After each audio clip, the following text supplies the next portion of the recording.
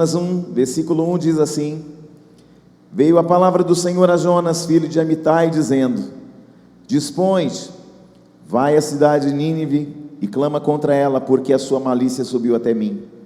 Jonas se dispôs, mas para fugir da presença do Senhor, para Tarsis.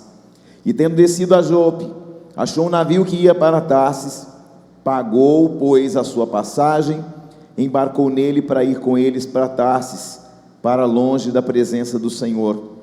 Mas o Senhor lançou sobre o mar um vento forte e fez do mar uma grande tempestade, e o navio estava a ponto de despedaçar. Então os marinheiros, cheios de medo, clamavam cada um ao seu Deus e lançavam ao mar a carga que estava ao navio, para o aliviarem do peso dela.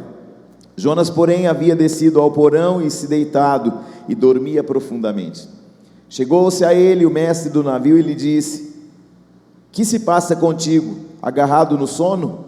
Levanta-te e invoca o teu Deus, talvez assim esse Deus se lembre de nós, para que não pereçamos.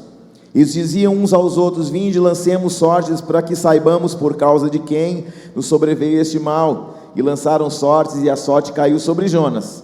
Então lhe disseram: Declara-nos agora por causa de quem nos sobreveio este mal. Que ocupação é a tua e de onde vens? Qual a tua terra e de que povo tu és? E ele respondeu: Sou hebreu e temo ao Senhor, o Deus do céu, que fez o mar e a terra. Então os homens ficaram possuídos de grande temor e disseram: Que é isso que fizeste? Pois sabiam os homens que ele fugia da presença do Senhor, porque lhe o havia declarado. Disseram-lhe: Que te faremos para que o mar se acalme? Porque o mar se ia tornando cada vez mais tempestuoso. Respondeu-lhes: Tomai-me e lançai-me ao mar, e o mar se aquietará. Porque eu sei que por minha causa vos sobreveio esta grande tempestade. Entretanto os homens remavam, esforçando-se por alcançar a terra, mas não podiam, porquanto o mar se ia tornando cada vez mais tempestuoso contra eles. Então clamaram ao Senhor e disseram: Senhor, rogamos-te que não pereçamos por causa da vida deste homem, e não faças cair sobre nós este sangue. Quanto a nós, inocente, porque tu, Senhor, fizeste como lhe aprouve. Levantaram a Jonas e lançaram no mar, e cessou o mar a sua fúria. Temeram, pois, estes homens em extremo ao Senhor, e lhe ofereceram sacrifícios ao Senhor, e fizeram votos. Deparou o Senhor um grande peixe para que tragasse a Jonas, e este Jonas esteve 3 dias e 3 noites no ventre do peixe. Pai, queremos te alegrar, nós nos alegramos com a tua presença. Estamos aqui porque reconhecemos que tu é a honra, a glória e o louvor para sempre. Todo espírito que não te glorifica seja repelido e repreendido deste lugar, Senhor, e tudo aquilo que impede a tua palavra de chegar ao coração e à alma e ao espírito do teu povo seja repelido agora, e que o Senhor possa falar o nosso coração, e que a tua palavra vá e produza o resultado pelo qual está sendo enviado nesta noite, e o teu nome somente seja glorificado para sempre, em nome do Senhor Jesus. E todos digam amém. Assentai-vos, queridos, em nome de Jesus. Quando Jonas decidiu sair da rota de Deus, ele só desce. É ou não é verdade? Jonas só desce.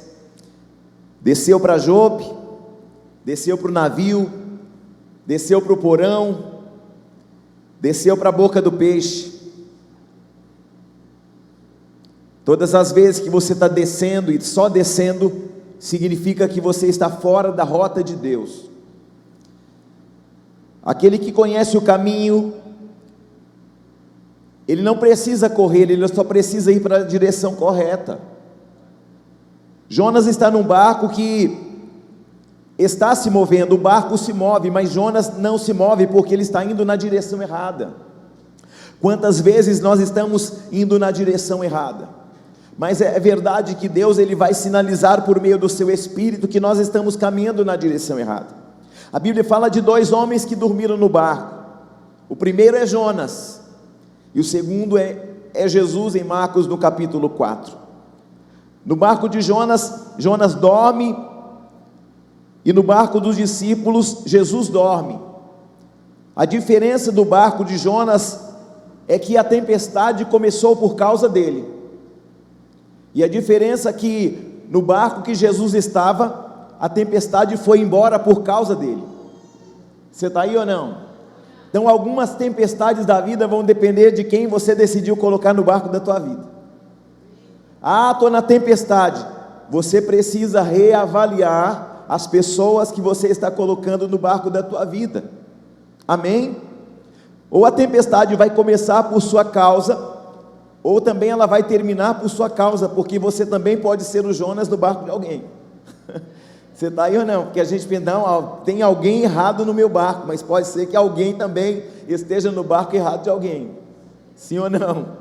Glória a Deus, porque a gente sempre está apontando para o... Não, o Jonas é o outro, mas de repente a gente está sendo Jonas, saindo da rota, do propósito, da vontade de Deus. Amém?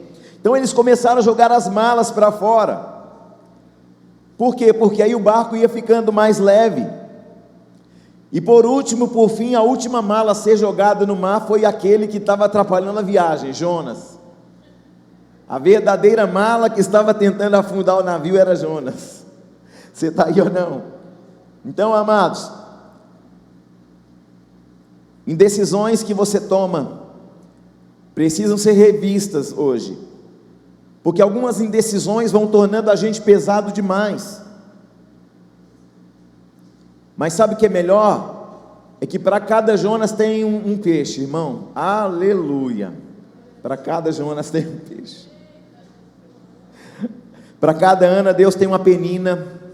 Para cada Israel Deus tem um deserto. Para cada Jacó Deus tem uma Peniel. Para cada Davi Deus tem um gigante. Para cada Elias Deus tem um Carmelo. Para cada Bartimeu Deus tem uma visão. Para cada Lázaro Deus tem uma ressurreição. Irmão, isso é tremendo demais, amém? Então, quando Jonas estava dentro do barco, é incrível porque Jonas está dentro do barco, mas para Deus Jonas está fora. Por quê? Porque ele está fora do centro da vontade de Deus. Às vezes nós oramos e falamos: Senhor, está escrito na tua palavra, 1000 cairão ao meu lado, 10.000 à minha direita, e eu não serei atingido, se você estiver no centro da vontade de Deus. Você está aí? Deus usa a tempestade para colocar muitas vezes as pessoas na rota outra vez. Você está aí? Para Jonas ser recolocado, reposicionado na rota, sabe uma coisa que teve que acontecer? Deus teve que levantar uma tempestade. Então algumas tempestades não é o diabo, é Deus levantando uma tempestade para colocar você na rota outra vez, colocar você no prumo outra vez, colocar você na direção outra vez, colocar você no caminho outra vez. Você está aí ou não? Então comece a celebrar, porque Deus vai começar a fazer você entrar nos lugares certos, conhecer as pessoas certas.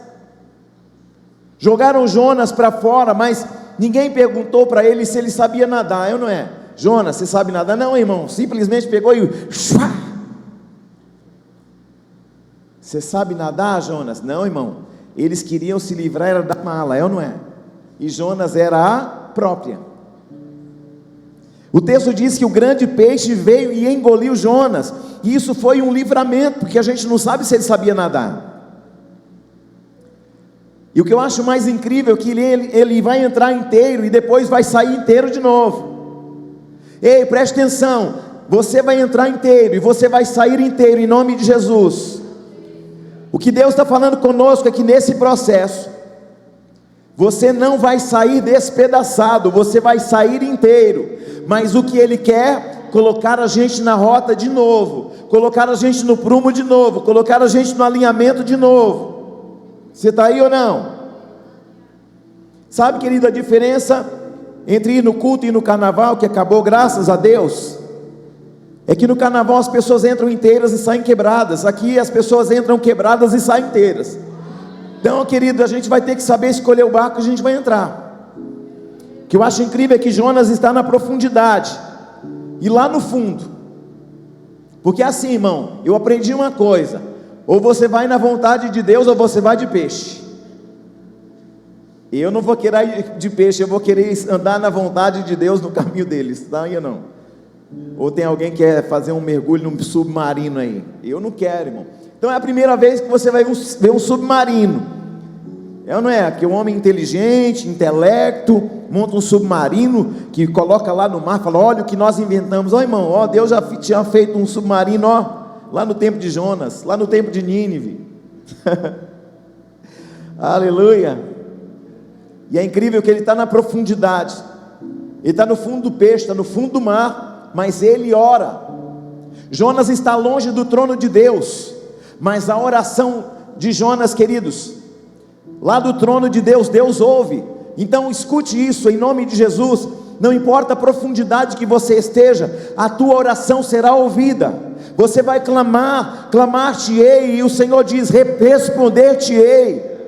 Deus vai começar a responder a sua oração. Aleluia. Então, independente da distância que você estava do trono de Deus, esta distância não vai impedir você de se achegar a Ele nesta noite.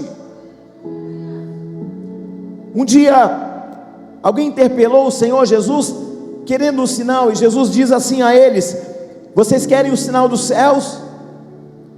Jesus vai dizer assim, ó, a esta geração incrédula, não haverá sinal, porque o sinal já foi dado por meio de Jonas. E o que tem a ver Jonas e Jesus? Jonas paga um preço para entrar ali no barco, mas Jesus paga um preço para subir naquela cruz.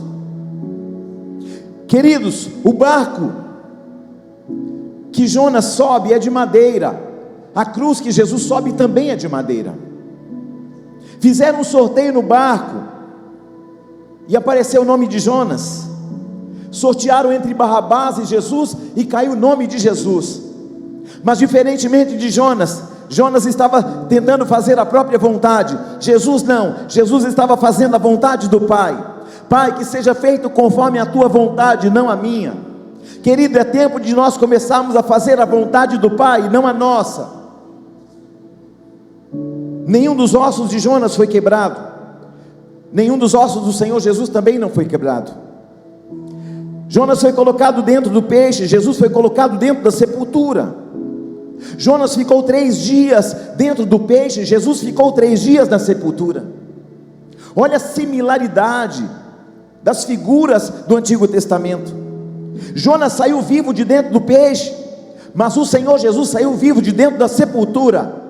E lá na sua sepultura está escrito assim: Ele não está aqui, Ele ressuscitou. He is not here, He is rising. Eu creio que um dia nós ainda faremos uma linda caravana para Israel, e nós vamos juntos. Quem viver verá, se Jesus não arrebatar a gente antes, é ou não é? Jonas levou uma cidade ao arrependimento, mas Jesus, querido, Ele levou e tem levado nações inteiras ao arrependimento. Quem diz amém? Em Marcos 2, os evangelhos apresentam Jesus de uma forma profunda. O evangelista apresenta Jesus de uma maneira. O evangelho de Mateus é o evangelho do reino. A primeira mensagem de João Batista é: arrependei-vos, porque é chegado o reino de Deus. Não existe reino onde não há arrependimento.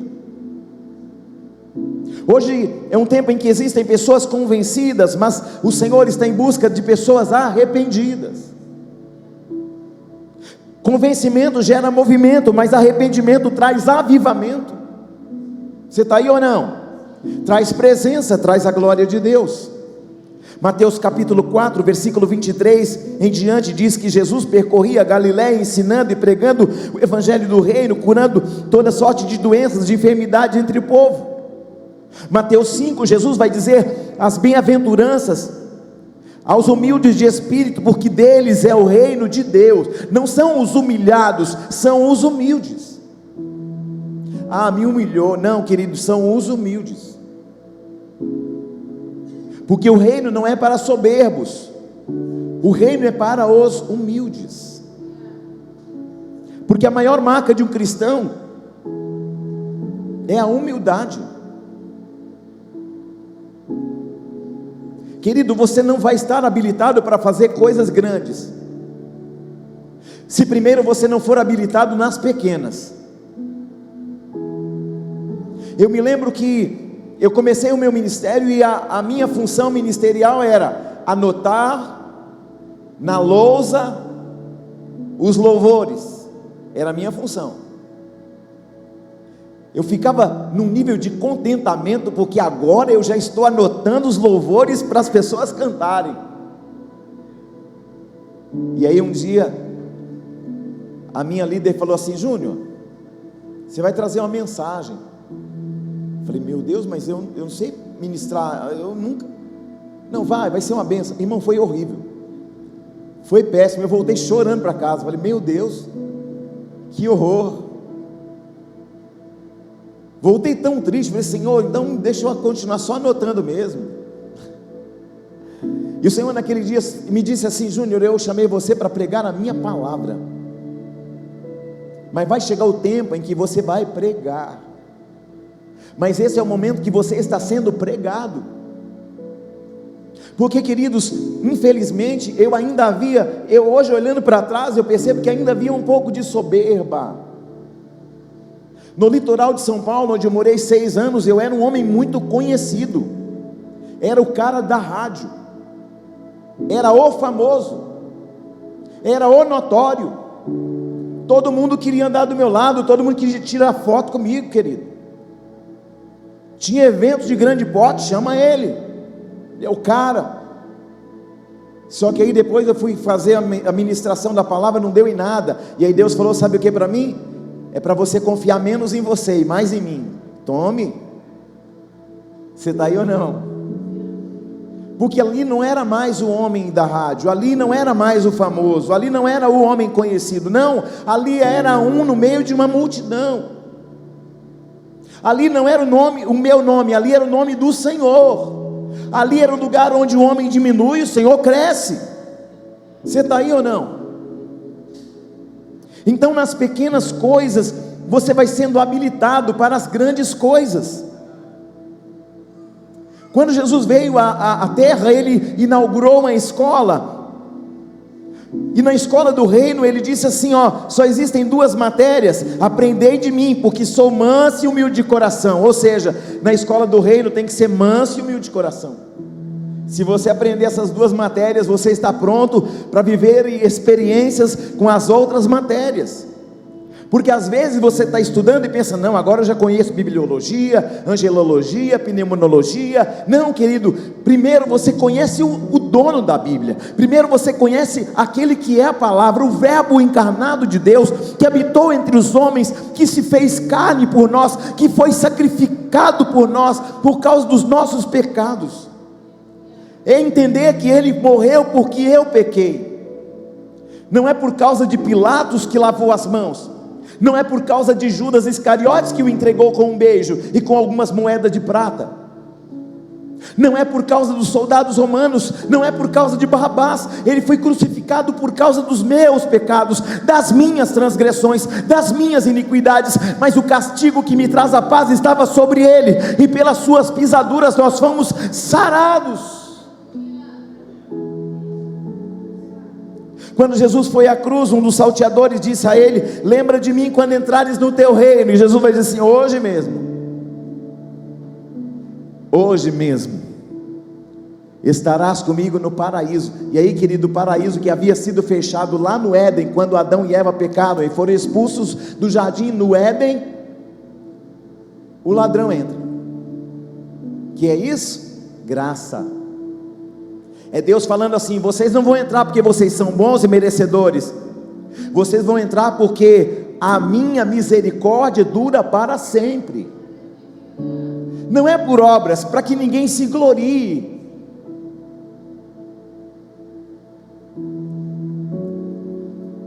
Aprendei de mim que sou manso e humilde de coração. Agora, sem constranger ninguém, diz para o seu irmão assim: as matrículas estão abertas. Aleluia. Matrícula do que? Para ser manso e humilde de coração, irmão. Mateus 6, buscar em primeiro reino. Mateus 6, venha a nós o seu reino. Mateus 6, porque teu é o reino. Mateus 6, ele falava do reino para todos. Quando Jesus foi à cruz, o salteador disse: Senhor, lembra-te de mim quando entrar no teu reino. Olha, o salteador reconhecendo que ele é um rei. Hebreus 9, 16 e 17 diz que há um testamento, um novo testamento, e diz que esse testamento só tem valor quando o testador morre, e quando Jesus, o testador verdadeiro, homem do testamento, morre, ele nos dá direitos de fazermos parte do reino, de sermos filhos de Deus, herdeiros com Deus, sacerdócio real, nação santa e povo de propriedade exclusiva de Deus. Quem está aí? A morte do Senhor nos colocou no testamento do reino, e agora somos herdeiros desse reino. Salmista no Salmo 24 vai dizer assim, ó: levantai, ó portas, as vossas cabeças, para que entre o Rei da Glória. Quem é o Rei da Glória? O Senhor dos Exércitos. O Brasil tem um presidente, mas a igreja tem um rei. Aí tem gente falando assim: ai, mas esse querido, não é sobre esse ou essa, é sobre o rei que governa soberanamente do seu trono sobre tudo e sobre todos. É ele que estabelece os reis, e é ele que os faz cair. Ô rebaia! A pessoa mais importante do reino não é o mensageiro, não é o guerreiro, não é o copeiro, não é o padeiro, querido, não é o conselheiro. A pessoa mais importante do reino é o rei. O reino só existe porque lá tem um rei. O Evangelho de Marcos, Jesus é o rei, mas ele se apresenta como servo, porque servir não tem nada a ver com a sua habilidade, servir tem a ver com a sua entrega. Sei fazer pouco, querido, começa nas coisas poucas. Sei fazer coisas pequenas, começa nas coisas pequenas, e na medida que você é fiel no pouco, sobre muito você vai sendo colocado.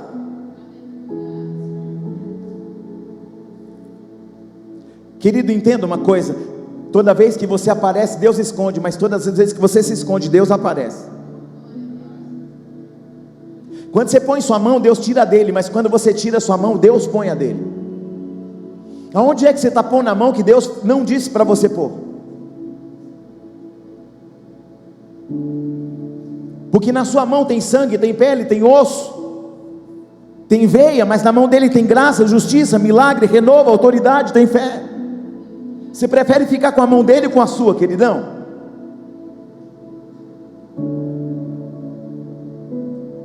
Eu tenho aprendido que todas as vezes que nós nos levantamos a servir, preste atenção nisso que eu vou falar, isso é uma chave. Todas as vezes que você se levanta para servir, Deus vai levantar alguém para servir você. Se você pegar Marcos 1 e Marcos no capítulo 5, é uma junção. Marcos 5, a Bíblia diz que havia uma legião dentro de um homem só, uma legião de demônios num homem só. Até o 6º século, uma legião de soldados romanos eram 6.000 homens, 6.000 soldados. E aqui nós aprendemos que o reino de Deus é mais poderoso do que o império das trevas, porque o diabo, para prender um homem, ele precisou colocar 6.000 demônios, mas para Deus salvar o mundo inteiro, ele mandou um homem só. Pega e leva para casa, irmão. Você está aí ou não, igreja? Jesus entra numa casa, e a Bíblia diz que ele vai começar a pregar a palavra. Você está aí ou não?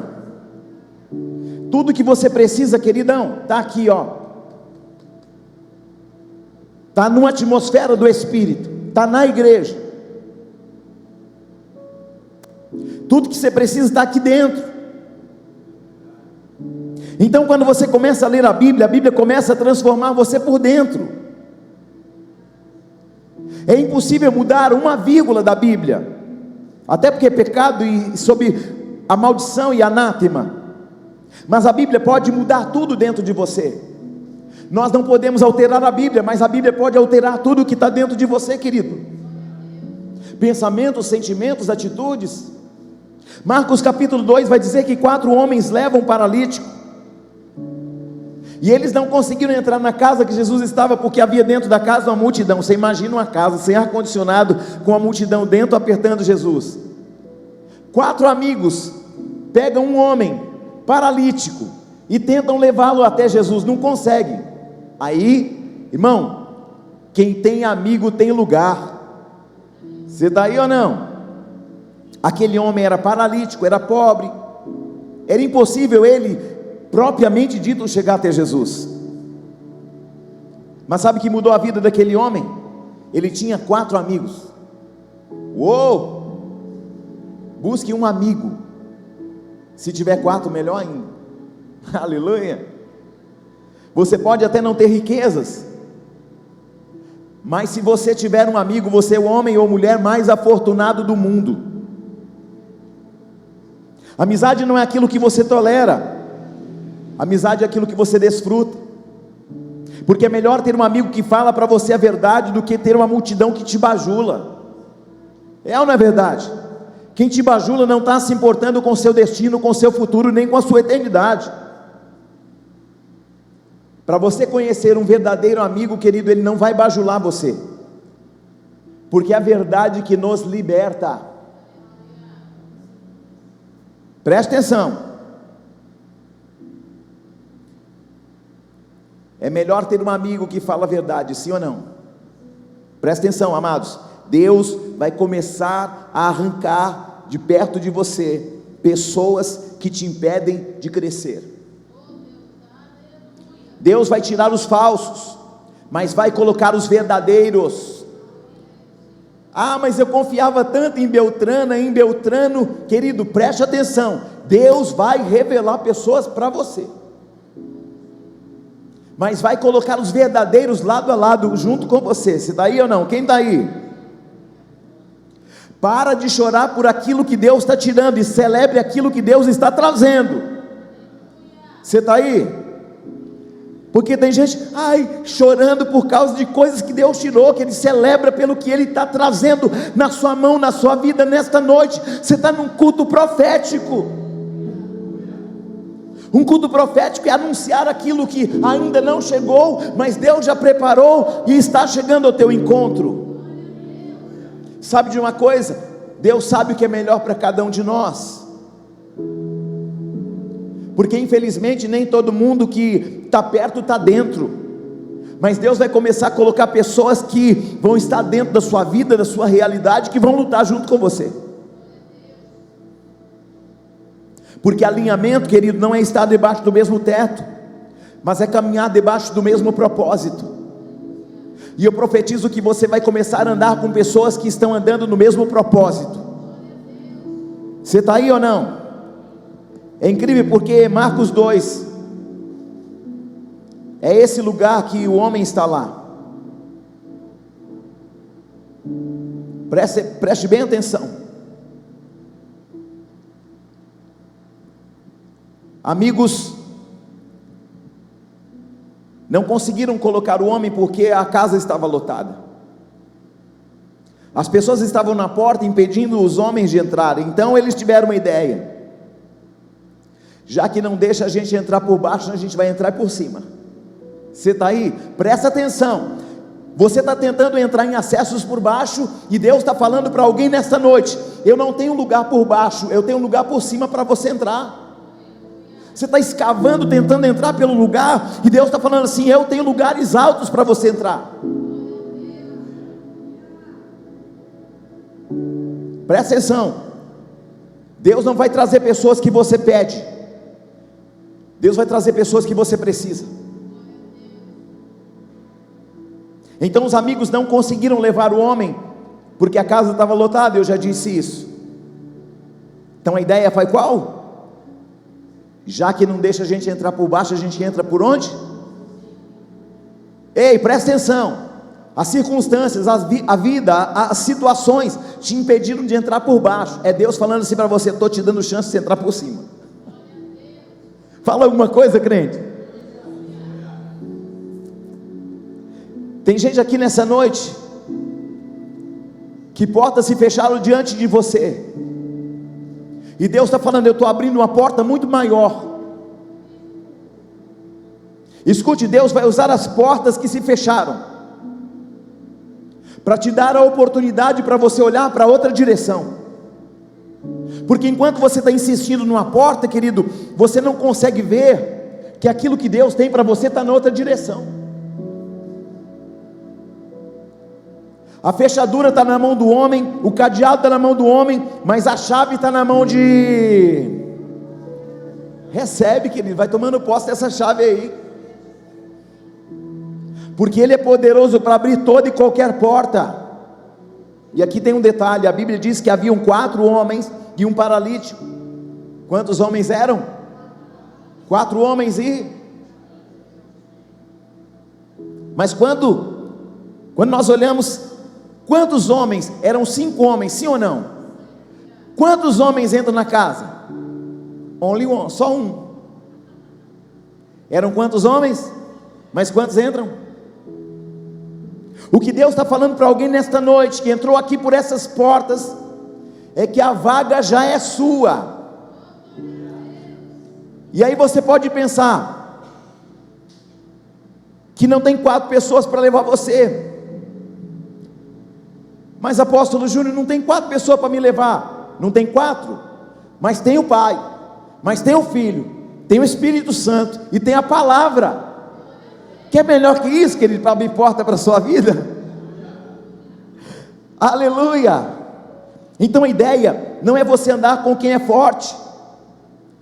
A ideia que Deus vai gerar sobre a tua vida é que Ele vai colocar você junto com pessoas que vai gerar acessos. Você está aí? Daí eles subiram no telhado. Presta atenção, alguém sabe o nome deles? Alguém aqui sabe? Que eu não sei, irmão. Por quê? Porque não está escrito. Mas o que eu aprendo aqui? É que eles entraram e subiram no telhado sem nome. Sabe por que tem muita gente que não sobe? Porque primeiro está tentando ter um nome para depois subir. Deus está falando assim: sobe, porque depois que você subir eu te dou um nome. Pega e leva para casa em nome de Jesus. Então, você não precisa de um nome para subir, você só precisa de um propósito.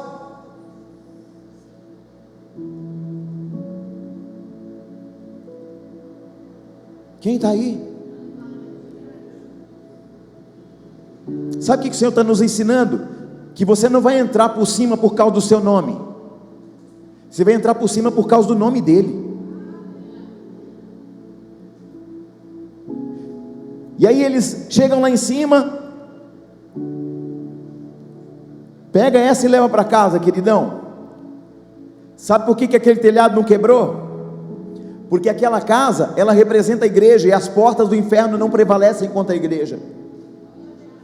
Sabe por que aquela casa não foi demolida, não caiu em cima de todo mundo? Porque Jesus é o firme fundamento. Jesus está dando sustentação. Querido, preste atenção, o Senhor vai começar a dar sustentação na tua vida.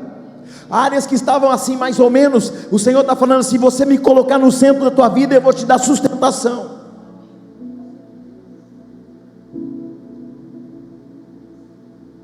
Porque quando você começa a construir algo, a base tem que ser forte.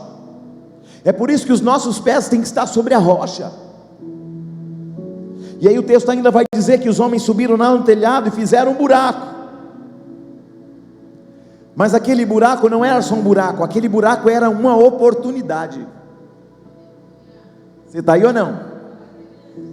Porque quem olhava fez um buraco. Não, querido, aquilo era oportunidade para o homem chegar aonde? Aos pés daquele que resolve.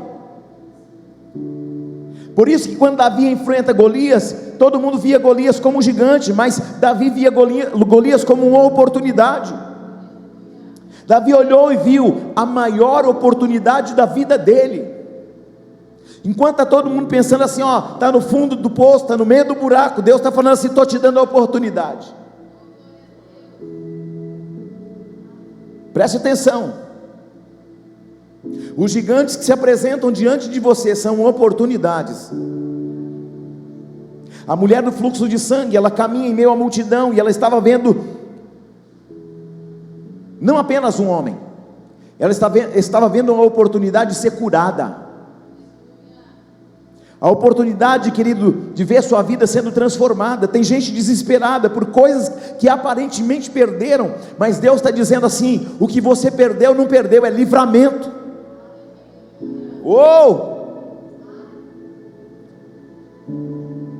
Que você está vivendo não é uma crise, é uma oportunidade.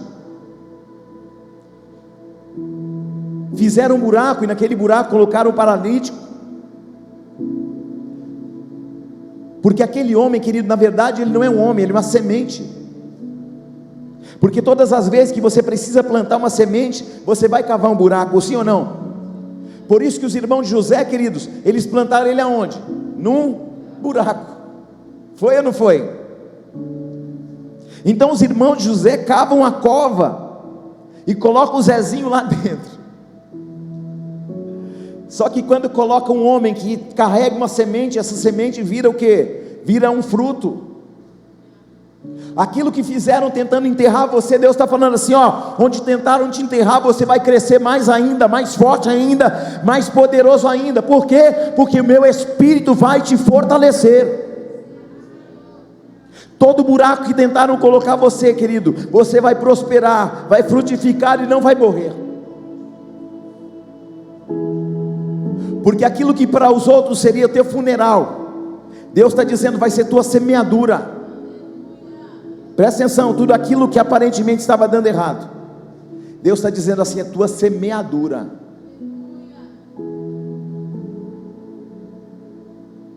Colocaram Daniel lá no buraco, sim ou não? E como é que ele saiu de lá? Mais fortalecido, onde o nome do Deus de Daniel foi glorificado. Colocaram José no buraco, saiu de lá para ser governador. Colocaram Lázaro no buraco e ele ressuscitou. Colocaram o paralítico num buraco e ele saiu andando. Se prepara, queridos, para sair andando, para sair honrado, para sair fortalecido, para sair para governar sobre as coisas que te aprisionavam. Você está aí ou não? E você sabe que é melhor acerca de um buraco? É que ele só tem uma entrada, sim ou não? Mas o melhor é que ele também tem uma saída, aleluia. A saída não é do lado, a saída não é para baixo. O lugar que Deus vai te dar uma saída é por cima, meu irmão. Deus está falando para alguém nesta noite: a saída que eu vou te dar, você vai sair é por cima, não é por baixo, não é por lado, é por cima.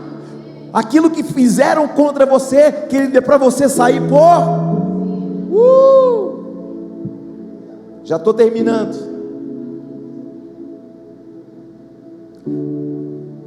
A saída que Deus vai dar para você é por cima. Presta atenção.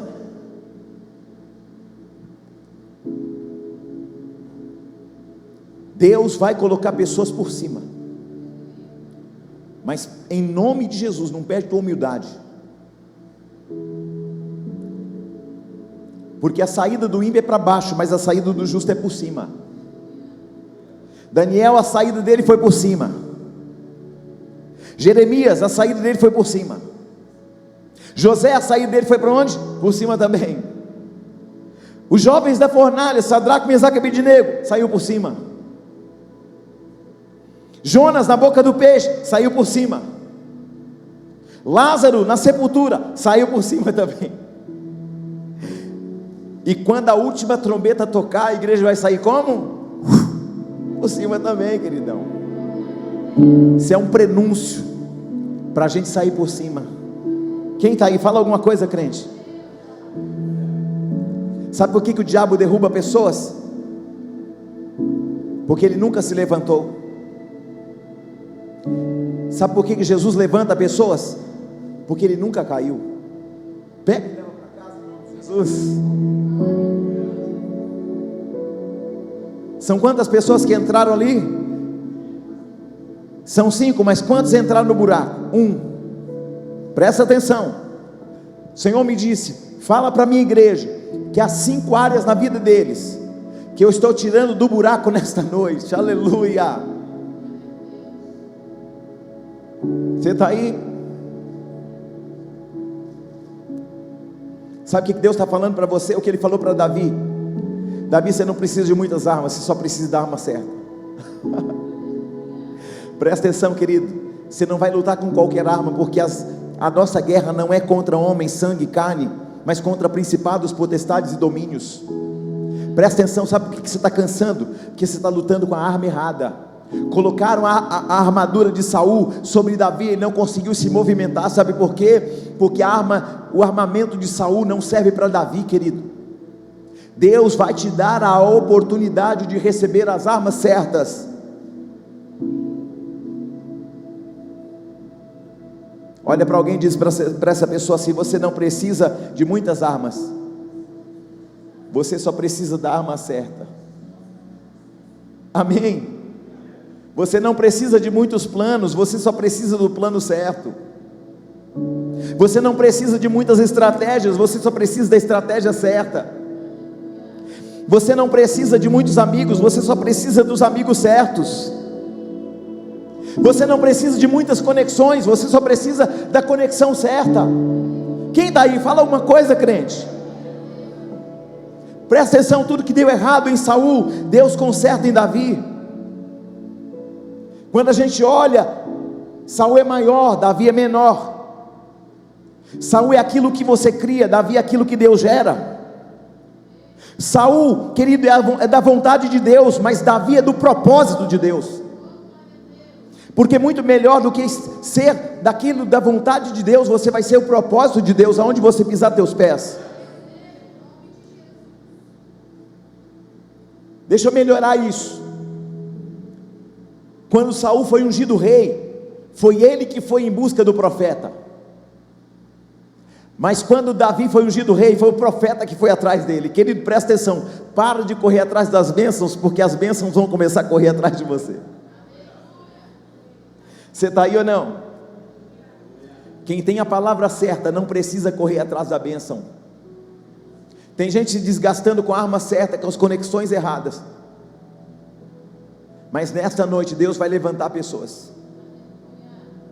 Sabe qual é o grande segredo de Davi? Queridos, preste bem atenção. O grande segredo de Davi é que Saul amava mais o trono do que a Deus, e Davi amava mais a Deus do que o trono. O dia que você deixar de amar menos as coisas deste mundo e amar a Deus sobre todas as coisas, Deus vai mudar toda a tua história. Se coloque de pé, por favor.